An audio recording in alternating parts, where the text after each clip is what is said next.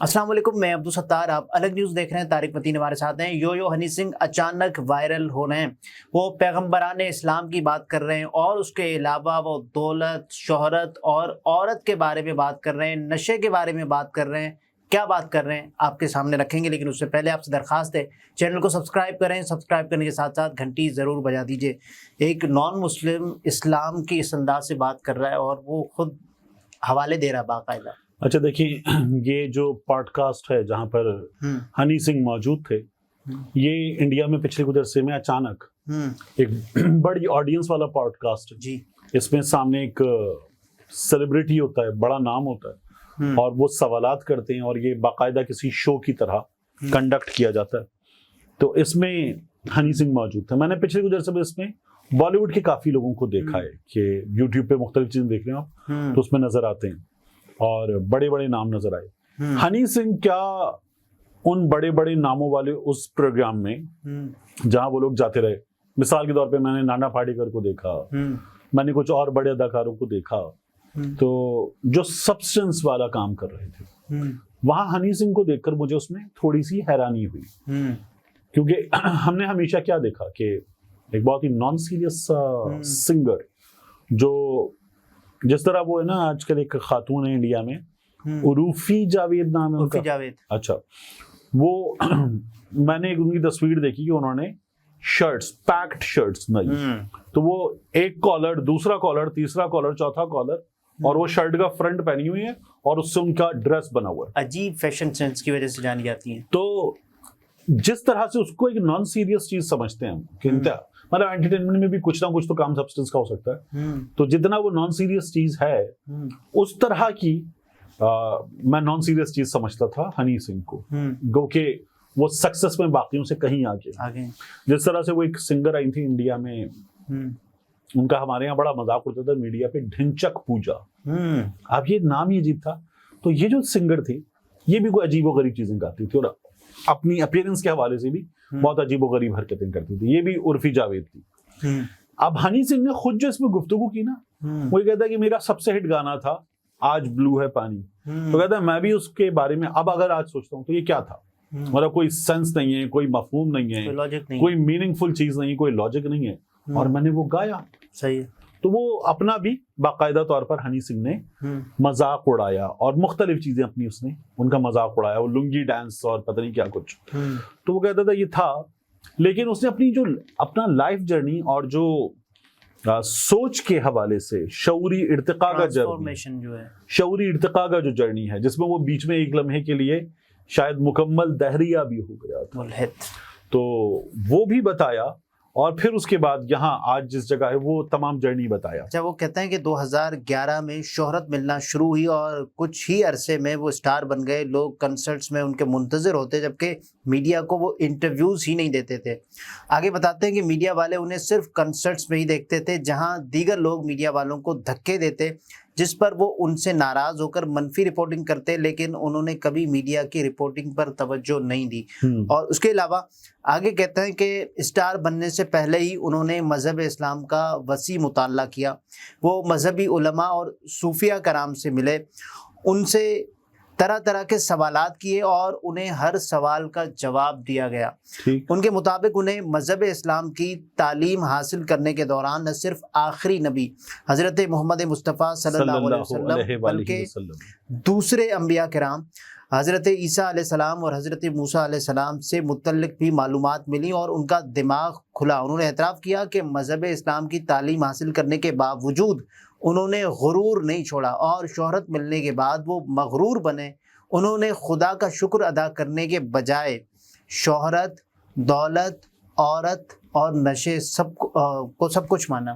ٹھیک، تو یہ ایک پورا جرنی ہے جو ہنی سنگھ نے بیان کیا، اور یہ بھی بتایا کہ وہ جو ہمبل بیک گراؤنڈ یا غربت سے اٹھ کر آنا، پسماندگی سے اٹھ کر آنا اور آگے تک آنا، وہ تمام اس میں ان کے سفر کا حصہ رہا۔ مجھے یہ کہانی جو ہے فلمی کہانی کے علاوہ میں کہہ رہا ہوں، یہ کئی دفعہ شوبز کے لوگوں کی اس سے ملتی جلتی کہانی سننے کو ملی ہے، یا بہت زیادہ سکسیس حاصل کرنے والے لوگوں کی اس سے ملتی جلتی کہانی ہم نے سنی ہے۔ بالکل، کہ وہ माइकल किस जैक्सन की कहानी आपने सुनी? बिल्कुल किस ट्रांसफॉर्मेशन से गुजरे, क्या कुछ हुआ और फिर इवेंचुअली कहाँ पहुंचे। तो इस इंटरव्यू में जो हनी सिंह मैं देख रहा अच्छा, था, वो आगे भी बताते हैं कि शोहरत मिलने के बाद शोबिस इंडस्ट्री के कुछ बड़े अफराद ने उन्हें नशे की लत पर लगाया और शुरू में उन्हें ताने देते कि वो चरस और गांजा नहीं पी सकते। उन्होंने बताया कि बड़े लोगों के तानों पर वो हर तरह का नशा करने लगे, जिसके बाद उन्हें इसकी लत लग गई। उन्होंने इंकशाफ किया कि उन्होंने सिगरेट्स में चरस और दूसरा नशा भरने के लिए बाकायदा मुलाजिम रखे हुए थे। उन्हें उठने बैठने, खाने पीने और बात करने से कबल चरस और अफीम और गांजे की जरूरत पड़ती थी। ठीक, तो ये मतलब एडिक्शन में इस हद तक गिर गए थे।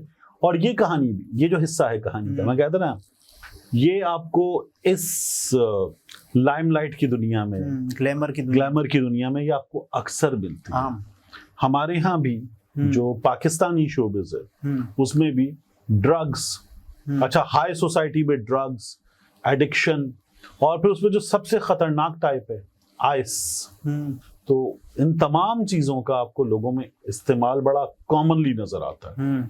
और इसकी सबसे खतरनाक चीज ये है कि एक एक्सेप्टेंस है, यानी अगर आप ये नहीं कर रहे तो शायद आप नॉर्मल नहीं है। ये करना नॉर्मल है, इसकी कंजम्पशन नॉर्मल है, और अगर आप ये कंजम्पशन नहीं कर रहे तो फिर शायद आप नॉर्मल नहीं है। वो कह रहे हैं नशा करने की वजह से उन्हें बायपोलर डिसऑर्डर हो गया, जिसकी वजह से वो शोबिस को 7 साल तक उन्होंने छोड़ा। ठीक, और लेकिन जो दीन इस्लाम के करीब आना था वो इससे पहले था, वो इससे पहले था। तो बाज लोगों का बाज चीजें जो है वो कुछ भी नहीं बिगाड़ती, फिर उसके बाद जिंदगी कहीं किसी जगह कोई चोट पहुंचाती है, वो चोट पहुंचाने के बाद गिराती है, वहां से जो सबक मिलता है शायद वो बाकी सबक जो होते हैं उनसे बड़ा होता है, उनसे ज्यादा सीख देने वाला होता है।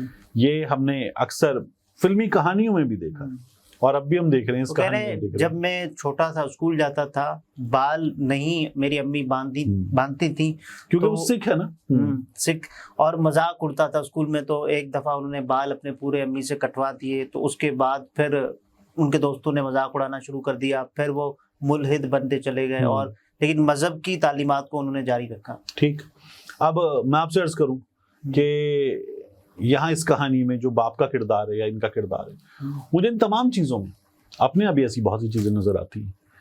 मुझे एक चीज लगती है कि यार कंट्रोल जहां लूज होता है ना, वो एक होता है नशा ताकत का, दौलत का, या एक्चुअली नशा या फिर जवानी का, लत वाला, वहां कंट्रोल लूज हो जाता है।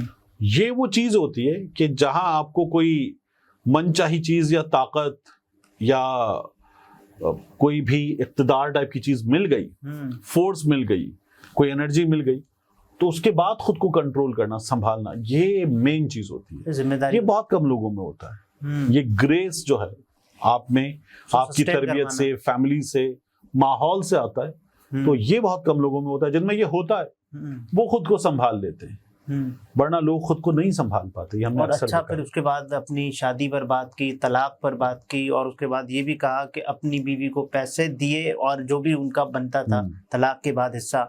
और हमने उसके बाद बात भी नहीं की कि वजूहात क्या थी। लोग बात करते हैं शोबिस शख्सियात, मुख्तलिफ इंटरव्यूज में मैंने बात भी नहीं की, ये भी कह रहे हैं। सही, तो बस ये है कि सबक हम लोगों के लिए, सबके लिए ये है कि एक अदद सीखने की चीज है कंट्रोल, जो आपको आपके माहौल से, तरबियत से, तालीम से, खानदान से, इर्द गिर्द मौजूद चीजों से मिलता है। वो कंट्रोल जहां आपने लूज किया तो चले गए, स्टोरी इज लॉस्ट। ये तारिक मतीन थे, गुफ्तगू आपने मुलाहिजा फरमाई। इजाजत दीजिए, अल्लाह हाफिज।